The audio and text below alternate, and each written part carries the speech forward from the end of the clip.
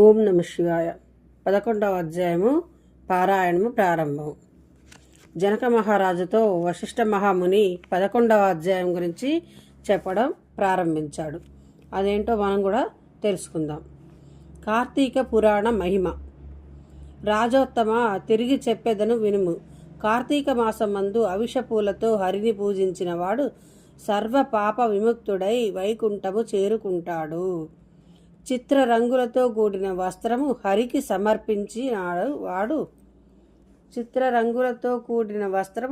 సమర్పించిన వాడు మోక్షమును పొందుతాడు. ఉదయము స్నానము చేసి హరి సన్నిధిలో దీపమాలలుంచువాడు, పురాణము చెప్పువాడు, వినువాడు పాప నివారణ పొంది పరమపదము పొందుతాడు. ఈ విషయమై ఒక కథ కలదు. ఈ కథ విన్నవానికి సర్వ పాపములు పోయి ఆయురారోగ్యములు పొందుతాడు. ఆ కథ చెప్పెదను వినుము. మందరుని కథ చెబుతున్నారు, మనము విందాం. కళింగ దేశంలో మందరుడు అనే బ్రాహ్మణుడు ఉండేవాడు. బ్రాహ్మణుడు అయి కూడా స్నాన సంధ్యాదులు విడచి కూలీ పని చేసుకుంటుండేవాడు. అతనికి పతివ్రత, సమస్త సాముద్రిక లక్షణములు గల శ్రేష్ఠురాలైన సుశీల అనే భార్య ఉండేది. ఆమె తన భర్త దుర్గుణములు కలవాడైనను అతనిని ద్వేషించక సేవిస్తుండేది. మందరుడు కూలీ జీవితం కష్టమని తలంచి అడవి మార్గంలో వచ్చే ప్రయాణికులను దోచుకుంటూ ఆ సొమ్మును పక్క ఊరికి తీసుకుని వెళ్ళి అమ్మి వచ్చిన ధనముతో కుటుంబ పోషణ గావించేవాడు. ఒకరోజు ఇంకొక బ్రాహ్మణుడు ఆ దారిలో వస్తుండగా అతనిని ఒక చెట్టుకు కట్టి అతని వద్ద ఉన్న ధనము కాజేశాడు. ఇంకొక కిరాతకుడు మందరుని బ్రాహ్మణుని చంపి ఆ ధనమంతా దోచుకున్నాడు.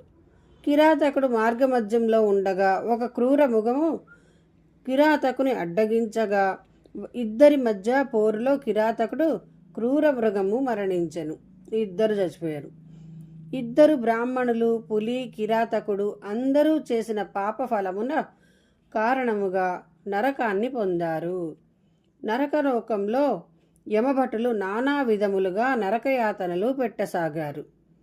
మందరుని భార్య సమస్త ధర్మములను ఆచరిస్తూ పతి ధ్యానము చేసుకుంటూ కాలాన్ని గడుపుతోంది. ఒకరోజు ఒక యతీశ్వరుడు సుశీల వద్దకు రాగా అతిథి సంస్కారములు చేసి, మీ వంటి వారి రాక వలన మా గృహము పావనమైనది, నాకు పుణ్యలోకము ప్రాప్తించు మార్గము చెప్పమని ప్రార్థించింది. ఆమె ప్రార్థన విన్న యతీశ్వరుడు, ఈరోజు కార్తీక పౌర్ణమి మహాపర్వము. ఈరోజు ఇంట్లో హరిసన్నిధిలో ఎవరైతే పురాణ పఠనము చేస్తారో, వింటారో, దీపారాధనతో హరిని పూజిస్తారో వారు ముక్తిని పొందుతారు అని చెబుతాడు.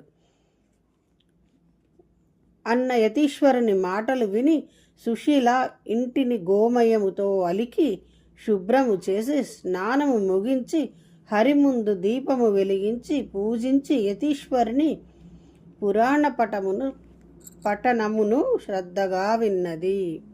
ఆవు పేడ తీసుకొచ్చి ఇల్లంతా అలికి మంచిగా పూజ చేసుకుని హరినామస్మరణ చేసుకుంటూ పూజ చేసుకుంటూ ఆ యతీశ్వరుడు చెప్పిన పురాణ పఠనమును శ్రద్ధగా విన్నది. అంటే పురాణ కథను శ్రద్ధగా విన్నది సుశీల. కొంతకాలము తర్వాత సుశీల దివంగతురాలైనది, అంటే చనిపోయింది సుశీల.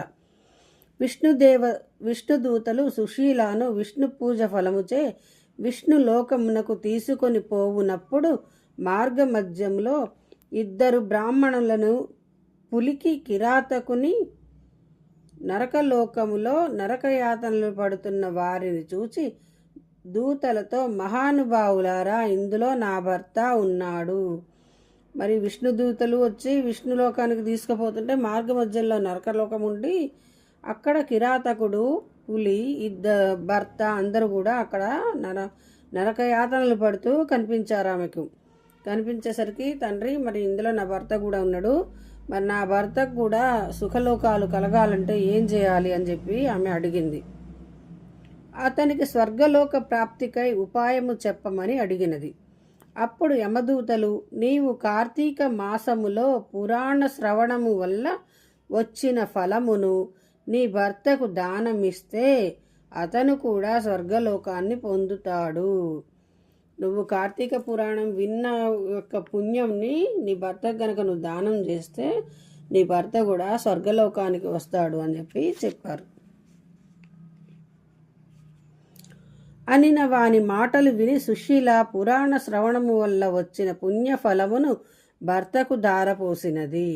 భార్య పుణ్యము ఫలము పొందిన మందరుడు విష్ణులోకము పొందాడు. భార్య పుణ్యఫలాన్ని దారపోయడం వల్ల భర్తకు కూడా పాపం పోయి పుణ్యము వల్ల విష్ణులోకానికి ఆయన కూడా చేరినాడు. ఈ కథ చదివినవారు విన్నవారు మోక్షమును పొందుతారు. తండ్రి నీదేదై తండ్రి చల్లగా తండ్రి. 11వ అధ్యాయము సమాప్తము. ఈ కథ మీ అందరికీ అర్థమైందే అని అనుకుంటున్నాను ఫ్రెండ్స్. ఈ కథ మరికొందరికి ఫార్వర్డ్ చేసి ఇంకొందరు కూడా ఈ కథ వినేలా చేయగలరు. Thank you for watching. Like, share and subscribe.